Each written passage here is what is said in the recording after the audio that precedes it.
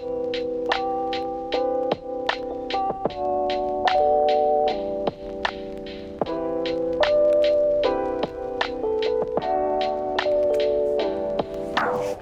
god.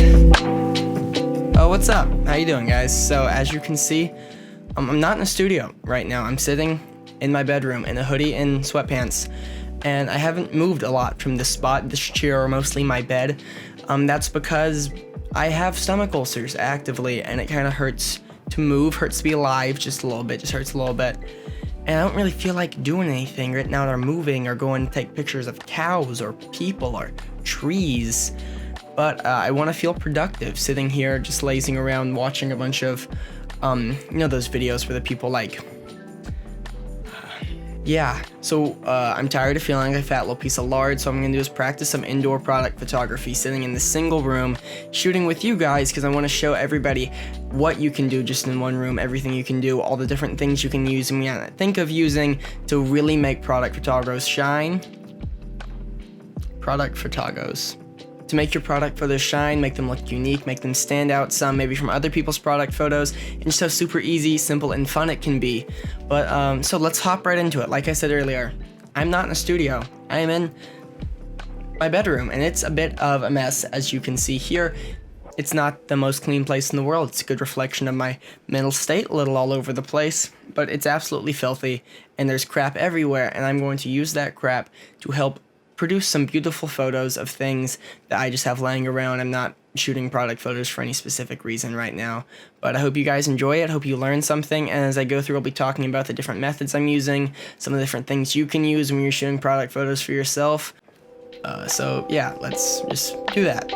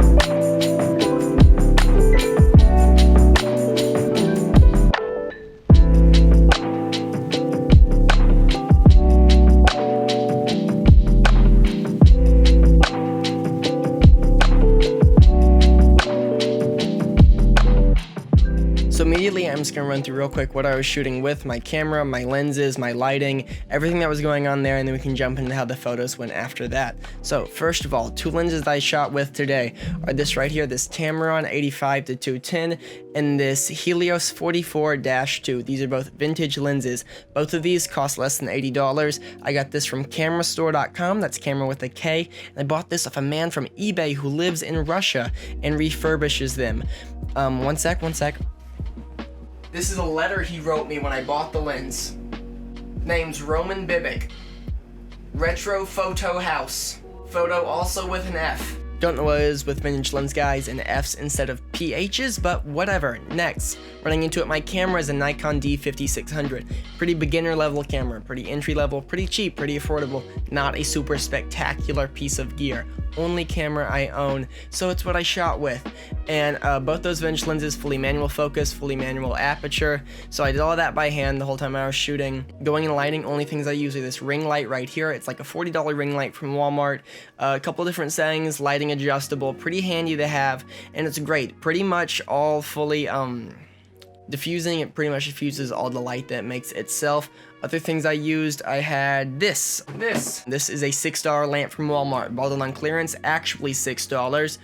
Pretty crappy. Don't shine it directly at what you're doing. Pretty harsh light, moderately yellow, but I bounced it off of part of that diffuser right back onto the things I was shooting, and it worked well.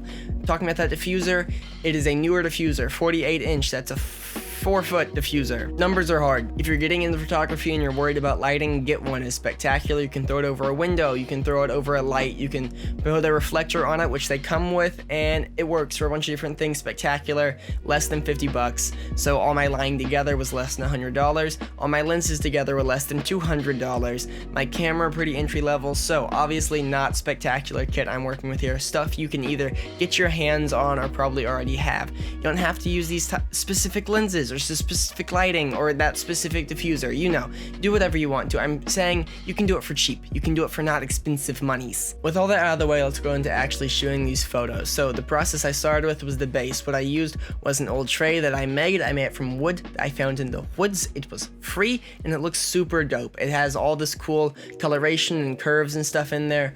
Old wood, old things like that you might find in the garbage or might find at the thrift store. Great for background because they're really unique and add lots of visual interest. So going into what is one of the most important things was actually taking pictures of. The 3 things I photographed today were this, and this. This is a cup full of batteries. So what all those are is the Helios 44-2, the lens that I shot some of these photos with. Not those, of course. This right here, this is a watch that I wear every single day. It's just a fossil watch, nothing super fancy or expensive. Just had it laying on my desk. And last thing, this mug full of batteries. This is a mug that I just used to hold things. I bought it because it looked cute. It was on my desk. I didn't go and get it from anywhere. It was in my room already. So after I got my base plate and when I was taking pictures, I've figured out next most important thing is building visual interest and building a story with those photos you are taking. I'm going to run through them in the order that I took them, and you can see how the background shifted between each of these kind of setups that I had going. First thing first, I was taking pictures of that Helios 44-2 lens, and as you can see, I got some other lenses that I had laying around. One of those is the lens I'm shooting with right now. It's a Nikon 17-55. I brought it refurbished. It is a spectacular lens. It's super heavy, super large, as you can see in this photo, but it added a lot of visual interest because those gold accents it had on there, and that really helped to contrast with the green and reds going on that lens itself. The other one right there beside it is just some other old vintage lens that I had bought, and right there on the other side is a Nikon point and shoot camera. You might be saying, Jack, you said you only had one camera. I only have one functioning camera. One time somebody was throwing away like 4 of these at the school. I was like, hey, are you trashing those? They're like, yes, they are garbage, they do not work. I was like, but I love garbage. And that particular one I actually completely gutted. That right there is just the casing of the camera, and you can actually see I used some of the pieces I ripped out of that camera in the shoot. Like as you can see in this image here, I had some of those little elements in the background, some of those lens elements, some screws, some motors. What that was doing, I think, was helping to tell the story of how this is a lens that has been refurbished, rebuilt, come from something that was broken, had to be fixed, had to be adapted, and those little pieces are helping tell the story of its change, and I think that's kind of dope, and it just adds some interest to the piece and helps to just not be a lens on a piece of wood. Hopping back to that actual camera body for a second, even though it's in the bokeh and you can't see it super well, it's obvious it's a camera. You can see that Nikon label, it's super iconic, it's easily picking out from the background, and it makes it more interesting. You're like, oh, this is a lens, there's a camera back there, that makes sense, it's on style, it's on theme, you know what I mean. But all in all, super pleased with how that little set turned out. I didn't take a lot of them editing wise. I went with more of a vintage look on these photos because it's an old lens, vintage looking, and wanted to incorporate that into my editing style. So some of them have more of that brown old film look, and some of them have a blue kind of aged look that like old Polaroid pictures get sometimes. But all in all, super pleased with how those turned out.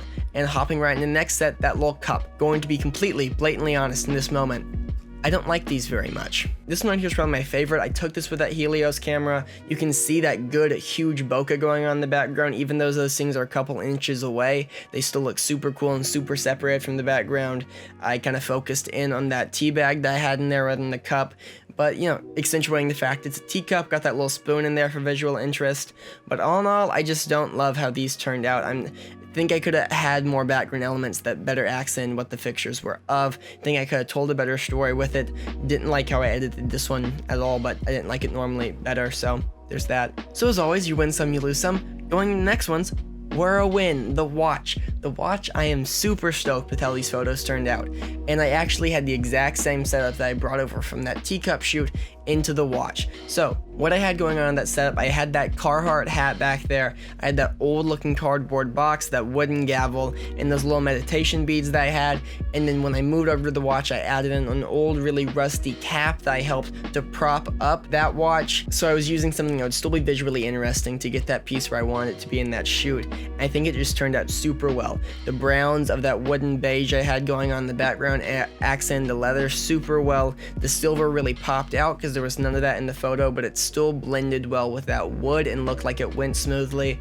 The dials on there were kind of a bronzy, coppery look, so it went with those beige colors but still popped itself out. The whites brought themselves out super easily, and just the atmosphere in these photos makes me extremely happy. I shot pretty much all those with that Tamron 85 to 210 because it has a super great macro mode on there. Super hard to take pictures with. Probably a solid hour and a half, 2 hours, if not longer, taking just these pictures right here. And I'm super excited with how they turned out when I edited them out. I love everything about these photos. I love the dark moodiness of some of them, and some of them, they look exactly how I wanted them to. And so the main thing that I want you to take away from everything that went on here, everything I did today, all of the fun that I had, this was just me doing something to help kind of bring myself out of a slum and get myself out of the rut I was kind of feeling like I was in. But I hope it helps you kind of get some creative inspiration, see that you can do these things wherever you are, with whatever you have. I didn't spend any money making these pictures. I didn't go anywhere to get the stuff for these photos. Lighting less than $100, lenses less than $200.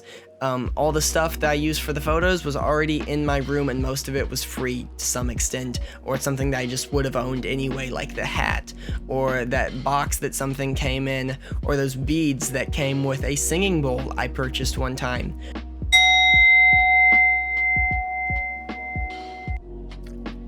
But just main thing, as I was saying, I'm not a professional. I don't have a studio. I don't have super expensive lighting. Shot these in my room with what I had. You can do it too. You can make the things you want to make. You can take those photos. If you put the effort in, if you put the time in, you can use the resources you have to produce the story that you want to tell. And that was the main thing I wanted you to take away from this. I hope you have a fantastic day. I love each and every one of you. Jesus loves each and every one of you.